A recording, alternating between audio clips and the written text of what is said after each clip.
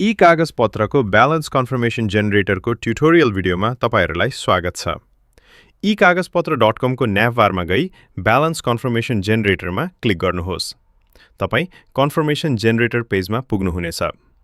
सर्वप्रथम download sample शीटमा click गरी अनुसूची 13 मा आधारित ई कागजपत्रको स्याम्पल एक्सेल शीट डाउनलोड गरी खोल्नुहोस्। यो एक्सेल शीटलाई 3 भागमा विभाजन गरिएको छ। पहिलो भाग अनुसूची 13 अनुसार राखिएको छ। हरियो भागको डाटाले कन्फर्मेसन लेटरको बाँकी आवश्यक विवरण भर्न मद्दत गर्छ भने नीलो भागमा भएका डाटा आवश्यक परेको बेलामा मात्रै भर्नुपर्नेछ। प्यान नम्बर लेखिएको ठाउँमा पार्टीको प्यान नम्बर लेख्नुपर्ने हुन्छ भने ट्रेड नेममा पार्टीको नाम लेख्नुपर्ने हुन्छ। ओपनिङ ब्यालेन्स, पर्चेज, सेल्स र क्लोजिङ ब्यालेन्स कम्पनीको पार्टी ट्रान्ज्याक्सन अनुसार भर्नुहोला। ओपनिङ र क्लोजिङको डेबिट क्रेडिट ट्रान्ज्याक्सन अनुसार भर्न सक्नुहुन्छ।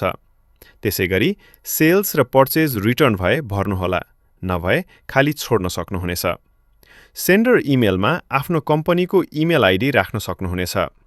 रिसिभर इमेलमा पार्टीको इमेल आइडी भए राख्न सक्नुहुनेछ, जुन प्रयोग गरी वेबसाइटबाट नै पार्टीलाई मेल पठाउन सक्नुहुनेछ।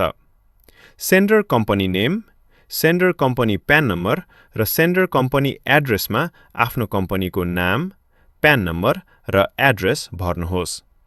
रिसिभर कम्पनी एड्रेसमा पार्टीको एड्रेस भर्न सक्नुहुनेछ। भ्याट अन पर्चेज र भ्याट अन सेल्समा पर्चेज भ्याट अमाउन्ट र सेल्स भ्याट अमाउन्ट राख्न सक्नुहुनेछ।